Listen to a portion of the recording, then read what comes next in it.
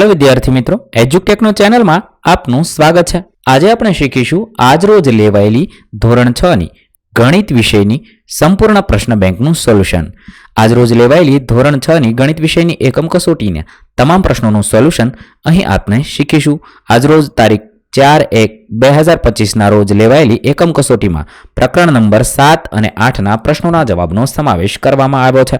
તો ચાલો શીખીએ समग्र एकम कसोटीना प्रश्नों सोल्यूशन। प्रश्न नंबर 1 एमांथी कोईपण एक विभाग लखवानो हतो, जोड़का जोड़वाना छे। विभाग अ साथे ब ने जोड़वानो छे। पहेलुं 1/2 साचो जवाब थशे 1.5 एटले के डी। बीजुं छे 3/4 तेने जोड़ीशुं आपणे ए साथे एटले के 0.75 थशे। त्रीजुं छे 8/1000 तेनो जवाब थशे ई 0.008। चौथुं छे 5/2 एटले के 2.5 थशे, तेथी बी जवाब थशे। अने पांचमुं छे 15/100 एटले 0.15 जवाब थशे, जे अहींया सी मां आपेलो छे। त्यारबाद बीजो विभाग छे तेनी अंदर पण आवी रीते ज जोड़का जोड़वाना छे। बीजा विभागमां पहेलुं छे 1/4 तेनो जवाब थशे सी एटले 0.25। बीजुं छे 3/15 तेनो जवाब थशे 0.2 एटले ए मां आपेलो छे। त्रीजुं छे 81/1000 एटले 0.081 थाय छे, जेनो जवाब बी मां आपेलो छे। 4/500 एटले 0.008 एटले अहींया ई साथे जोड़वानो छे। पांचमो छे 725/100 एटले 7.25 थशे, तेनो जवाब अहींया डी थाय छे। आ रीते तमे जोड़का जोड़ी जवाब लखशो। त्यारबाद त्रीजो विभाग आप्यो छे, एनी अंदर पण एवी रीते पहेलुं छे 2/10 साचो जवाब थशे 0.2 एटले के सी साथे जोड़वानो छे।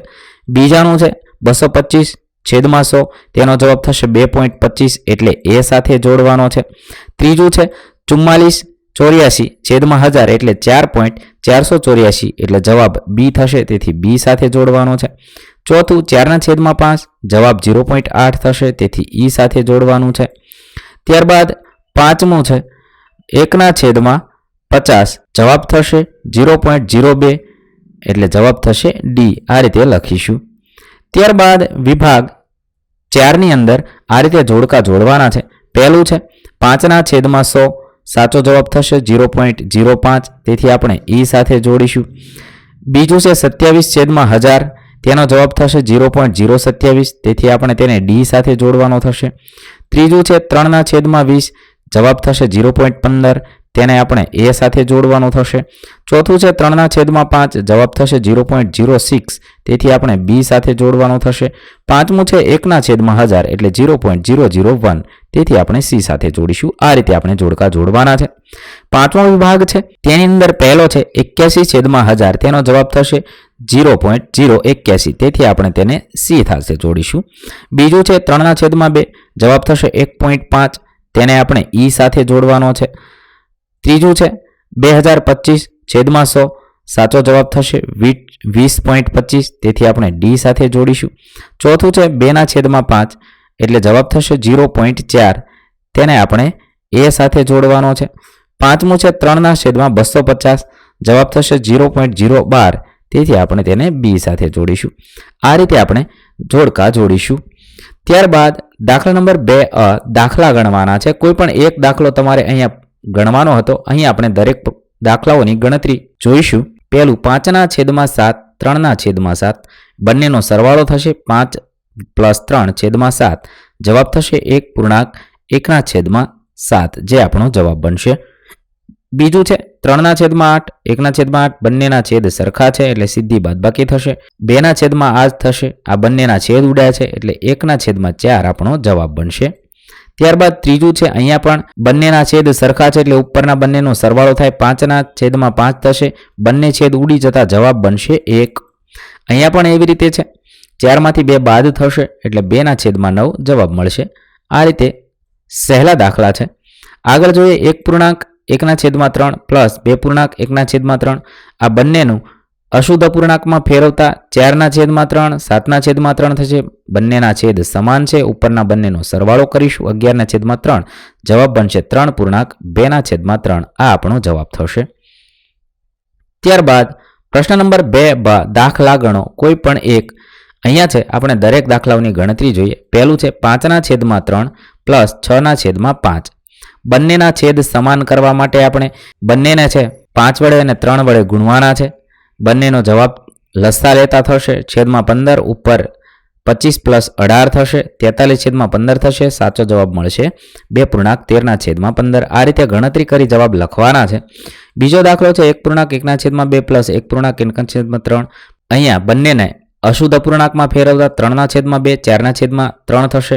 બંનેને છેદ સરખા કરવાના છે. છેદ સરખા 6 થશે. ત્યારબાદ ઉપરના બંનેનો સરવાળો 17 છેદમાં 6 અને જવાબ બનશે 2.5 છેદમાં 6. ત્યારબાદ દાખલા નંબર 3 એની અંદર પણ આવી રીતે જ કરવાનું છે. છેદ સમાન કરવા માટે ગુણાકાર કરવાનો છે અને ગણતરી કરી જવાબ લખવાનો છે. જવાબ મળશે 1.9 છેદમાં 10. ચોથું છે 2 છેદમાં 5 3 છેદમાં 2 બંનેનો સરવાળો કરવાનો છે. માટે છેદ સમાન કરવા માટે ગુણાકાર 2 વડે ને 5 વડે કરવાનો છે.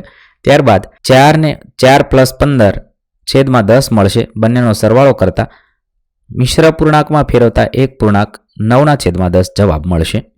દાખલા નંબર 5 એની ગણતરી પણ આ રીતે તમે કરી શકો છો. ગણતરી કરી આપણને જવાબ મળશે 7 છેદમાં 15. ત્યારબાદ પ્રશ્ન નંબર 3 છે નીચેના અપૂર્ણાંકની સરખામણી કરો અને યોગ્ય સંકેત ખાનામાં દર્શાવવાનો છે. અહીંયા ખાનામાં તો દર્શાવ્યું જ છે, પરંતુ મેં અહીંયા જ્યાં ગણતરી કરવાની જરૂર છે ત્યાં ગણતરી કરી અને જવાબ લખેલા છે. પહેલાની અંદર આ રીતની નિશાની મૂકવાની છે. શા માટે નિશાની મળે છે તેની ગણતરી કરી આ રીતે જવાબ લખેલો છે. બીજાની અંદર બરાબર છે. ત્રીજાની અંદર બંનેના છેદ સરખા છે એટલે મોટો હોય એ મોટો કહેવાય એટલે આ રીતે આપણે નિશાની મૂકેલી છે. ચોથાની અંદર ગણતરી કરી જવાબ લખ્યો છે. પાંચમાની અંદર પણ ગણતરી કરેલી છે. આ રીતે દરેક દાખલાઓની ગણતરી કરી મેં અહીંયા જવાબ લખ્યા છે જે તમે જોઈ શકો છો અને વચ્ચે નિશાનીઓ મૂકી છે એ મુજબ તમે ગણતરી કરી નિશાની મૂકી શકો છો. ત્યારબાદ 11 12 13 14 15 દરેકમાં નિશાની મૂકી છે. 12 14 15 દરેકની ગણતરી કરી જવાબ લખેલા છે. અહીંયા બરાબર છે, અહીંયા ગણતરી કરી, અહીંયા બાજુમાં ગણતરી કરી દીધી છે. આ રીતે તમે ગણતરી જોઈ શકો છો અને જવાબ લખશો. ત્યારબાદ દાખલા નંબર 4 દાખલો ગણો. કોઈ પણ એક ધવલે 2.5 મીટર રિબિન ખરીદી અને સોહિલે 3/4 મીટર રિબિન ખરીદી તો બંનેએ કુલ કેટલી લાંબી રિબિન ખરીદી? તો બંનેનો સરવાળો કરવો પડશે. બંનેનો સરવાળો કરવા માટે છેદ સમાન કરશું. 4 વડે અને 5 વડે ગુણીશું. બંનેનો સરવાળો થશે. જવાબ મળશે આપણે 1.3/20 મીટર રિબિન ખરીદી કહેવાય. આ રીતે ગણતરી કરી જવાબ લખીશું. ત્યારબાદ બીજું છે વૈભવને જન્મદિવસ પર 2.1 અને અશોકને જન્મદિવસ પર 1.1 ચોકલેટ આપવામાં આવે છે. બંનેને કુલ કેટલી ચોકલેટ આપવામાં આવી તેનો સરવાળો કરવાનો છે. બંનેનો સરવાળો કરીએ. સૌપ્રથમ અશુદ્ધ અપૂર્ણાંકમાં ફેરવીશું. ત્યારબાદ ગુણાકાર કરી અને છેદ બંનેના સમાન કરીશું. 23 છેદમાં 6 આપણને મળશે અને અપૂર્ણાંકમાં ફેરવતા 3.5/6 ચોકલેટ મળે એમ કહેવાય. ત્યારબાદ દાખલા નંબર 3 શોભાએ 11/12 મીટર લાંબી દોરીમાંથી 3/4 મીટર લાંબી દોરી કાપી લીધી. તો હવે કેટલી દોરી બાકી રહી? આ રીતે આપણે ગણતરી કરવાની છે. બંનેમાંથી બાદબાકી કરવાની છે. બાદબાકી કરી જવાબ આપણને મળશે 1/6 મીટર દોરી બાકી રહી. દાખલા નંબર 4 નંદિની સવારે 2.5 કિલોમીટર અંતર ચાલી અને સાંજે 7/10 કિલોમીટર અંતર ચાલી તો તેણે કુલ કેટલું અંતર ચાલી કહેવાય તે ગણતરી કરવાની છે. આ મુજબ આપણે ગણતરી કરી જવાબ આપણને મળશે 1.1/10 કિલોમીટર ચાલી કહેવાય. આ રીતે જવાબ અપૂર્ણાંકમાં મેળવીશું. ત્યારબાદ દાખલા નંબર 4 બ દાખલો ગણો. કોઈ પણ એક દાખલો ગણવાનો હતો. એક રાહુલે 2/5 ભાગનો પીઝો ખાધો અને મેહુલે 1/5 ભાગનો ખાધો. તો બંને મળીને કેટલો પીઝો ખાધો હશે? બંનેનો સરવાળો કરવાનો છે. બંનેનો સરવાળો છેદ સમાન છે એટલે ઉપરના બંનેનો સરવાળો કરશું. 3/5 ભાગનો પીઝો ખાધો કહેવાય એમ જવાબ થશે. બીજું છે છોટા ભીમે 1 લાડુમાંથી 1/3 ભાગનો લાડુ ખાધો તો કેટલો લાડુ બાકી રહેશે?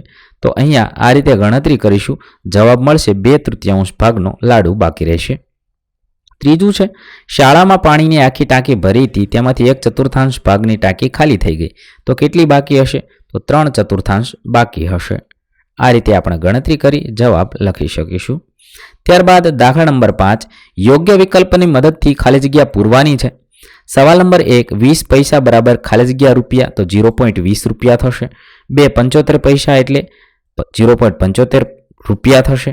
2 રૂપિયા અને 40 પૈસા એટલે 2.40 રૂપિયા થશે. ત્યારબાદ ચોથું 325 એટલે 3.25 રૂપિયા.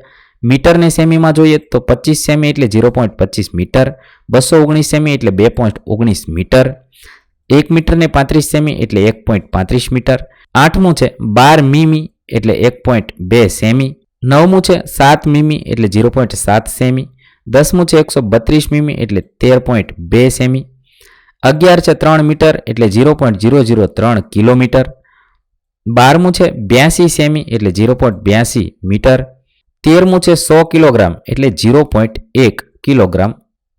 અહીંયા 0.1 અથવા 0.100 એ જવાબ આવી શકે છે. બંનેનો જવાબ સેમ થશે. 13 2340 ગ્રામ એટલે 2.340 કિલોગ્રામ. 15મું 3 કિલોગ્રામ 700 ગ્રામ એટલે 3.7 કિલોગ્રામ કહેવાય. આ રીતે આપણે ખાલી જગ્યાઓ પૂરીશું. વિદ્યાર્થી મિત્રો, અહીં આપણી ધોરણ 6ની ગણિત વિષયની એકમ કસોટી પૂર્ણ થાય છે.